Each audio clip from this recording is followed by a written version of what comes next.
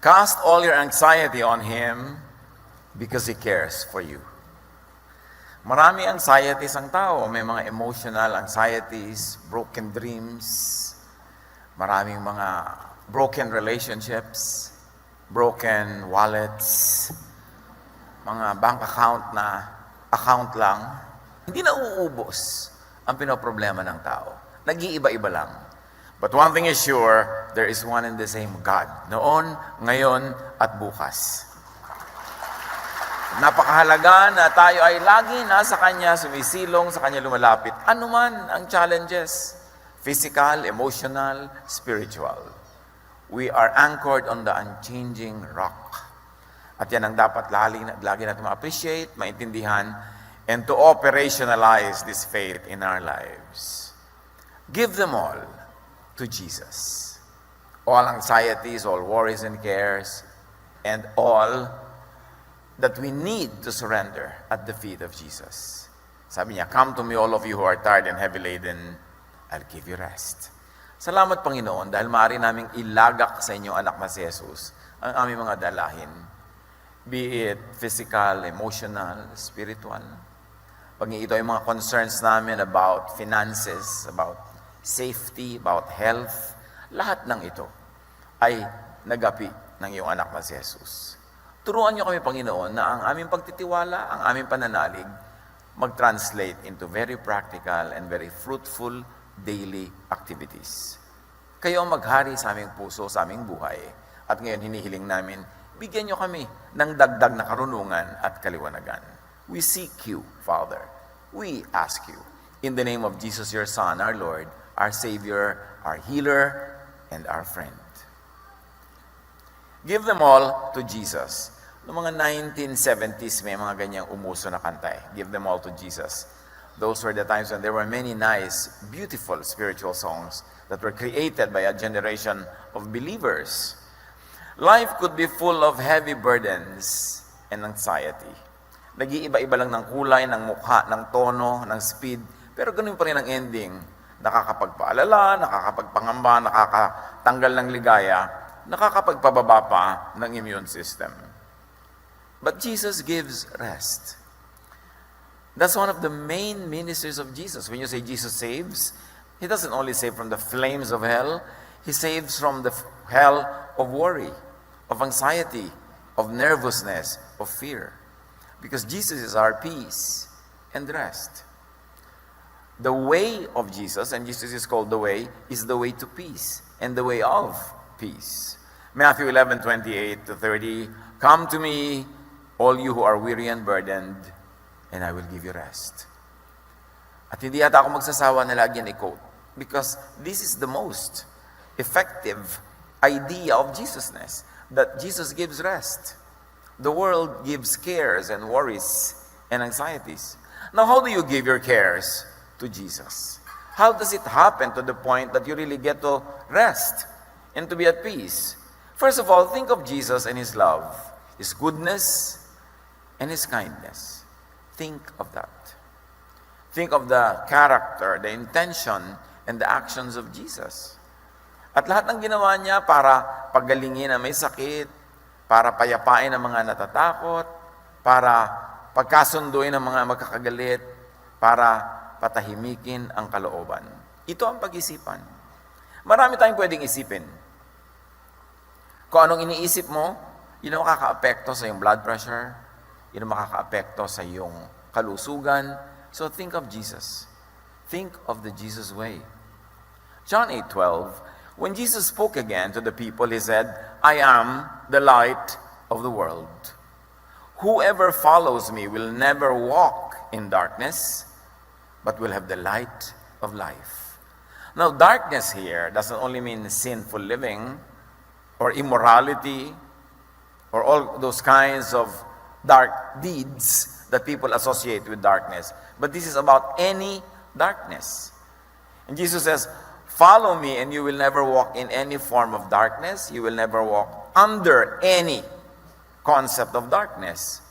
So think of Jesus correctly, and you will not walk in the darkness of mind, in the darkness of heart and emotion. Think of Jesus constantly, and you will never walk in sadness, in worry, anxiety, fear, and despair. Kaya dapat isipin lagi si Jesus. Isipin ang mga sinasabi niya. Isipin ang kanyang mga ginawa. Palitan ang lahat ng mga isipin na negative lang naman ang effect sa ating buhay. Romans 8:38-39. For I am convinced that nothing will be able to separate us from the love of God that is in Christ Jesus our Lord. Meaning, neither death nor life, extreme na yan.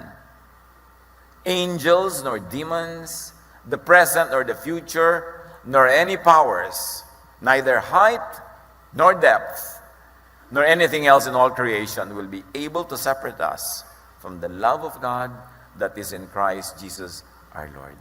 Nothing. Pag inobserve natin yan at inabsorb natin yan, sabi, nothing can separate you from the love of God through Jesus. Not a broken or a failed relationship. Not a failed business. Not failing health. Not separation of people. No germ, no virus, no disease can separate you from the love of God. Pag yun inintindi natin, isinaloob, yung pa lang, magbibigay na sa atin ng liwanag, ng lakas ng loob, at mahalaga sa tao, lakas ng loob. Kaya yung meron tayong napaka-highly developed concept of loob. Pag dumadating ang problema, may magsasabi sa iyo na very concerned, lakasan mo ang loob mo. Bakit nila sinasabi yun?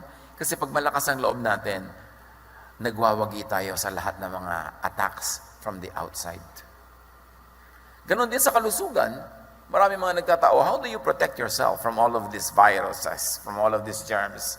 Well, you could wear a mask, you could disinfect your hands, you could stay away from many people. But really, the most powerful protection is a very, very healthy immune system. Kahit saan, sa elevators, escalator, whenever there are crowds and people breathe, they exhale, you inhale what they exhale. Actually, ang dami nating nahihinga ng mga kung ano-ano mikrobyo. Hindi lang tumatalab lahat kasi meron tayong panglaban na nasa loob.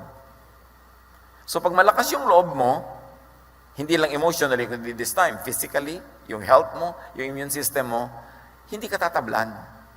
Pero syempre, do not tempt nature. Kahit malakas pa yung resistensya mo dyan, very healthy ka, umiwas ka pa rin, disinfect your hands, try to wear a mask when you are sick or when you are surrounded by people who might be sick, and observe hygiene. Pero ang pinakamahalaga talaga, malakas ang katawan mo. That's why people who are very advanced and evolved in their medical practice will tell you the best medicine is really good health. Na matulog kang ng mahaba, masarap, mahimbing, kasi yung tulog nagpapalakas ng resistensya mo. Kumain ka na masarap, masustansya, huwag mong pag-iisipin ng problema mo kasi hindi rin naman nasosolve. Hayaan mo siya.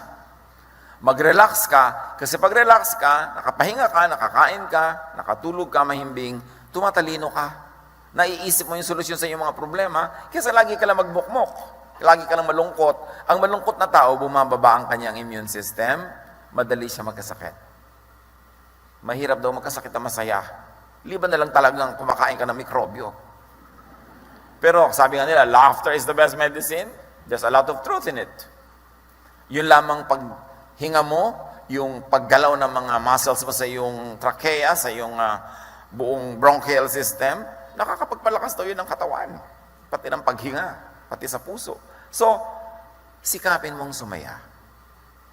Kaya si Jesus sinasabi niya lagi, be at peace, rest. Hindi niya sinasabing walang problema, huwag mong solve. Pero sabi niya, be at peace, be at rest.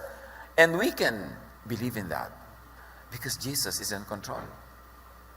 Sabi ng mga kasama niya sa bangka nung pinatahimik niya ang bagyo, what man is this? Even the winds and the waves obey him. Walang hindi sumusunod sa kanya. Pero sasabihin natin, bakit hindi natin pasunurin sa kanya ang mga mikrobyo? Tayo muna unang sumunod. Pag sumunod tayo, sinasabi niyang payapain mo ang loob mo, magpatawad ka, umibig ka, diba? Pati yung kanyang mga disciples na pagod na sa pagme-minister, sabi niya, alis muna kayo dyan, pumunta tayo sa isang nakahiwalay na lugar, magpahinga kayo, kumain kayo. Yun ang pagsunod kay Jesus. Hindi lang yung pagsunod sa mga gawain ng kabanalan, pati yung paggawa rin ng mga mabuti sa iyong katawan, pagsunod din yung kay Jesus. Kaya marami mga payo sa Bible how to be healthy. Marami ngayong mga concern, how do I keep myself, protected? Sumunod ka kay Jesus. Patahimikin mo ang iyong loob, alisin mo yung mga fears and anxieties, but also do what is practical. Take care of your health. At yan ang magpo-protect sa iyo. Walang anumang bagay in creation that can separate us from the love of God. Only your thought. Pag nilagot mo sa iyong isip, yung connection mo sa Diyos, pag inihiwalay mo siya sa iyong mga iniisip, at ang inuna mo ay yung mga ibang nagpapatakot sa iyo, mawawalay ka nga. So, nasa sa iyo rin. Kaya dapat bantayan ang ating isip. Dahil ang isip na nag-aalala, natatakot, nagwo-worry, is the devil's workshop. Lalong tumatalab sa atin yung mga ayaw natin pagka hindi tayo nakapahinga. Christ lives in us. That's what scriptures say. The Holy Spirit lives in you. We are the temple of the living God. The kingdom is in you. All that. Pagka inabsorb mo yun, the kingdom is in me. Therefore, I have all the power, I have all the energy, I have all the capacity to keep this kingdom intact. I am the temple of the Holy Spirit. Therefore, I have the responsibility and the privilege and the power to keep this temple clean. Yung mga Israelites noon, they did a lot of things to keep their temple, their physical temple, physically clean. But we know that the real temple of God is the believer's heart. And to keep that heart clean is not only to avoid physical foods, not only to avoid clinical dirt, but also to avoid things that make our minds weak and afraid and anxious. Kasi kalaban yon ng cleanliness of the temple. Ephesians 3:17-19. And I pray that you may have the power to grasp how wide, how long, and how deep is the love of Christ. Sabi niya, nawa, maunawa niyo. And to know this love that surpasses knowledge, that you may be filled to the measure of all the fullness of God. Medyo abstract yung presentation tsaka yung discussion. Pero ang sarap himayin at unawain. Sabi niya, ang dalangin ko, magagap ninyo ang lawak, ang haba, ang lalim, ang taas ng pag-ibig ng Diyos na hindi kayang maintindihan ng knowledge. So hindi nyo pwedeng gamitin ang knowledge to understand God. Hindi natin pwedeng gamitin yung knowledge para pagharian tayo ng Diyos. Ang napakahalaga talaga, pananalig. Kasi pag knowledge lang ang pinakinggan natin, and we are bombarded by negative knowledge, by scary knowledge. We are bombarded by alarming information. We are bombarded by so much news, by so much forwards and shares na puro mga negative and scary. Ano mangyayaring effect niya sa buhay mo? Pero sabi niya ganun, this power is beyond knowledge. So dapat lampasan mo yung knowledge, lampasan mo yung information, at panghawakan mo ang salita ng Diyos, ang kanyang pangako, na proven na sa track record ni Jesus. This man who walked on the water, this man who raised the dead from their deathbeds and from the grave, this man who healed lepers, who cleansed those who were terribly, terribly suffering, this man who called out demons from persons that they inhabited. This is the one who loves you and me. So alam nyo, isipin nyo lang yon, dibdibin nyo lang yon, mababaliwala nyo yung mga negative information na nakapaligid. It doesn't mean that you neglect real news, that you neglect real information, but go beyond it. Go to the source of all the solutions. Go to the power that transcends all of this, at yun ang magbibigay sa atin ng kapayapaan. Be filled with God. Not with just human knowledge, although up to a point, human knowledge is very important. Especially clinical knowledge, that is important. But be filled with God, not only with human information, which actually means human limits. Kasi pagka puro informasyon lang, puro news lang, magpapanik ka, tatakot ka, at ang mga tao naman ang hilig mag-share ng nakakapanik. Ang hilig mag-share ng nakakatakot. Wala kang mababasang share na, ay, ang tita ko payapang-payapa ngayon. Walang ganon. Pero pag tita niya tumalon sa building, ano yan? Viral. Kakalat agad. Kasi pinagpepiestahan natin yung tumatakot sa atin. Kaya be, diba, changed by the renewing of your mind. Palitan ang binibigyan ng sobrang halaga. Palitan ang binibigyan ng sobrang pansin. Dahil maraming dapat kang pansinin na negative at it is to your protection up to a point na pansinin yon, pero marami kang dapat na pansinin na positive. The promises of God, the ways of God, the instructions of God through Jesus, and up to a point, even through the instructions of God through the law. Kasi marami silang magagandang laws din, yung mga dietary laws that really have meaning, hindi lang religious, may clinical value, mga laws on hygiene, laws on how to keep your body clean. Marami tayong mapapala dyan. Yun ang pagpapansinin. And how else do you give your cares to Jesus? How do you receive good from Jesus? Do good to people you can reach. When you become afraid, when you become anxious, you become selfish. But when you focus on God, on the love of God, and believe in God's ways, and you do good to people you can reach and affect, you actually turn on a machinery, a heavenly, godly machinery that will never stop working until it brings out its product. And that is something good for you and for the people around you. Psalm 37:3, trust in the Lord and do good. Dwell in the land and enjoy safe pasture. Pwedeng i-apply yan sa ating panahon ngayon. Kaya sabi, trust in the Lord and do good. Yun ang ibig sabihin ng trust. You trust to the point that you do good. Na may ibibili ka na pagkarami-raming supply, ang bibilin mo lang yung pangayon nyo hanggang bukas, yung up to a short period na kailangan mo para kung namang nagkasipon ka, nagkasakit ka dyan, hindi ka makalabas ng bahay, meron kang supply, hindi para wala nang mabili yung iba. Trust in the Lord and do good. Dwell in the land and enjoy safe pasture. So trust God enough to do good to people. Not naman yung sobrang good na niyakap po na lahat yung inuubo. Hindi ganun. Dapat do good in a safe way kasi may clinical way to remain safe and still do good. Trust that God knows the situation, that God wills to love and will help, and that God can love and deliver through you. That you become a part of God's solution, that you are not part of the problem. And even if you became part of the problem, especially hindi mo naman hinanap, dumating lang, then all the others will become a part of the solution for you. Yun ang mahalaga sa mga tao, mga kapatid. Pagka may mga crisis, may mga difficulty, we move as one humanity, as one race, as one city, as one nation. That is how we survive. Hindi yung magkakanikanya. Hebrews 13:6, and do not forget to do good and to share with others, for with such sacrifices, God is pleased. And when God is pleased, good things happen. May anxiety ka, kapatid. Ano man yon? May anxiety ka tungkol sa iyong health.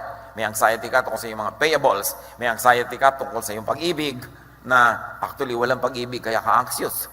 Diba? May anxiety ka nito, may ganon-ganon. You want good things to happen. No? Do good.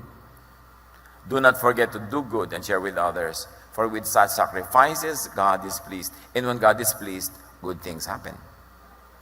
And the best way to reverse a bad situation is to do good. Mga anak ng Diyos, may bad situation na nangyayari. How do you reverse it? You do what is good. At yung ginagawa ng isang tao lang, nakaka-inspire ng ibang tao dahil sila naaalala rin nila nung nagiging asal hayop na sila, nakita kanilang asal tao, asal Jesus, maalala nilang tao rin sila at maalala nilang anak din sila ni Jesus, and then bibitawan nila yung kanilang masamang asal at babalikan nila yung kanilang pagkatao. If you inspire other people to dig deep into their humanity, especially in difficult times, you actually change the world for the good, for the better. At yan tayo, we are the light of the world. Tayo ang mga mumunting ilaw ni Jesus na kung saan madilim, magkakaroon tayo ng silbi. Sa ganito mga panahon na may challenge, hindi lang sa ating bansa, sa buong mundo, ang iniisip mo dapat, anak ng Diyos, how can I be God's little light in my corner of the world? How can I reverse a bad thing by doing the good thing? How can I trust God enough to the point that in spite of everything, I still do good? Dahil pag nangyayari yun, it begins an automatic, natural occurrence that the beautiful will of God happens. May participation tayo dyan. You've got to reverse a negative direction by stopping in joining it, and then by reversing your own walk, and then all the others will be inspired. Matthew 25:31-40, hali kayo, yung lagi natin pinag-uusapan, nagantimpala sa mga anak ng Diyos.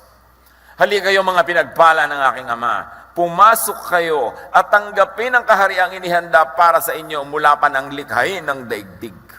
So anong inihanda para sa atin? Ang kaharian. Ang inihanda ay paraiso. Ang inihanda ay langit. Ang inihanda ay gantimpala. Yun ang nakahanda para sa atin. Isipin mo lang yun, doon ka pupunta eh. Ba't ka liliko? Ba't ka magpapagulo? Yun ang inihanda at doon ka patungo.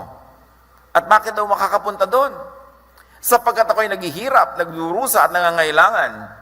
Ako'y nagugutom at ako'y iyong pinakain. Ako'y nauuhaw at ako'y iyong pinainom. Ako'y isang dayuhan at iyong pinatuloy. Hubad at iyong dinamitan. Nagkasakit at iyong dinalaw. Nabilanggo at iyong pinuntahan. But of course, we can apply it now, and we can apply it to many other cases because the Word of God is so universal that it can be applied in any reality on the ground. Pag tiningnan mo lang how to connect it.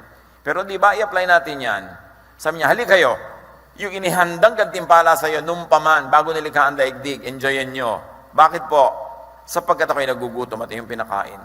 So pag may nagugutom, may crisis, ang isipin mo magpakain, hindi yung agawan sila. Pag hindi ikaw ang gutom, dapat ikaw magpakain. Pag hindi ikaw ang pasyente, dapat ikaw ang tumulong. Hindi ikaw naputok ka ng bulkan, dapat magpadala ka ng tulong. Diyan dapat ina-apply. You take all clinical precautions, you take all precautions known to science, but you care for the sick. You feed the hungry. You give drink to the thirsty. You clothe the naked. Tandaan ninyo, sabi niya, nang gawin ninyo ito sa pinakahamak sa mga kapatid kong ito, sa akin ninyo ito ginawa. So mga kapatid, kailan natin i-apply si Jesus? These are the moments when the lights of Jesus must shine. That you trust God enough to do good. Not to do bad. Not to do selfish acts. At para nang sinabi ni Jesus, ako ang magsusukli sa lahat ng yan. Maging sensitive tayo mga kapatid. Maraming tao nagdurusa. Na sinabi ni Jesus, pag ginawa niyo ang lahat ng ito sa pinakahamak, aariin kong sa akin niyo ginawa. Kapag malapit ang puso ko sa mga kawawa, sa mga hamak, sa mga pinandidirihan, sa mga itinatakwil, sa itinataboy, pag ginawa niyo yan, sabi niya, welcome kayo dito sa kaharian na inilaan noong paman. At ako ang magsusukli sa inyo. Sa lahat ng yan, isa lang ang sagot ni Jesus, pag-ibig, pagtulong, pagmamahal, pangunawa, at pagpapadala ng lahat ng kaya nating ipadalang tulong. God's way, the way for people to eat, is to feed others first. The way for people to be saved from hardship is to save others first. Because in the irony of things, you keep only what you give away. And you lose what you selfishly try to keep for yourself. You reach the east by sailing west. The beginning is the end, the Alpha and the Omega. High and deep and wide truths ay para mga kabalintunaan. Ironic, pero totoo. Gusto mong guminhawa, magpaginhawa ka muna ng iba. Gusto mong mapagpala, maging pagpapala ka muna sa iba. Gusto mong tamasahin ang langit, ang paraiso na ibinibigay ng Diyos, lumusang ko muna sa mga pusali at mga putikan at hanguin mo ang mga nandun. Ganon ang pamaraan ni Jesus. Matthew 7:12, so in everything, do to others what you would have them do to you, or what you would have God do to you. Anong gusto mong gawin sa iyo ng Diyos, gawin mo muna sa iba. In fact, posible na pag nag-self-reflection tayo, ang mga nangyayari sa atin nga naibunga lang ng mga ginawa natin sa iba. There's this old film in the 60s, The Sound of Music, na yung main character, parang gumaganda yata yung buhay niya, nangyayari lahat ng maganda. Sabi niya, somewhere in my youth or childhood, I must have done something good. Bumabalik at bumabalik at bumabalik. So kung anong gusto mong bumalik sa iyo bukas, yun ang pawalan mo ngayon. Trust God and do good. And then do what you could for yourself. Hindi naman ibig sabihin, wala ka nang gagawin para sa iyong sarili. Galatians 6:5, each one should carry their own load. Hindi mo na kailangan laging paalalahanan, maglinis ka ng kamay mo, maghugas ka dyan, magmask ka kung ikaw ay inuubo o kung maraming inuubo sa paligid mo. Hindi na kailangan. Bantayan natin ating mga sarili. We should watch ourselves and be responsible. Luke 4:40, people with all kinds of diseases were brought to Jesus. He put his hands on each one of them and healed them. Hindi itinaboy ni Jesus ang mga nangangailangan. Ni isa wala siyang tinaboy. So ang mga anak ng Diyos, in our capacity as much as we could, hindi tayo dapat magtaboy. But because we are not Jesus, we should observe all physical, clinical precautions. Siya lang dapat ang humahawak ng mga ketongin na hindi siya nahahawa. Si Jesus kasi yun eh. Tayo, we do what is good. We do what is natural. We do what is scientific. 1 Peter 5:7.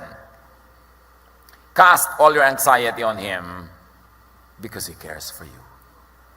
Panginoon, ituro niyo sa amin kung anong relation ng mga issues na ito sa iba pang spiritual and emotional issues of our lives, so that we will be an agent of blessing. We will be a light of the world. Pagbulay-bulayan ang kahulugan nito at paano i-apply sa ating daily life, and let the peace of God keep you and remain in your hearts. Be with the Lord in silent reflection.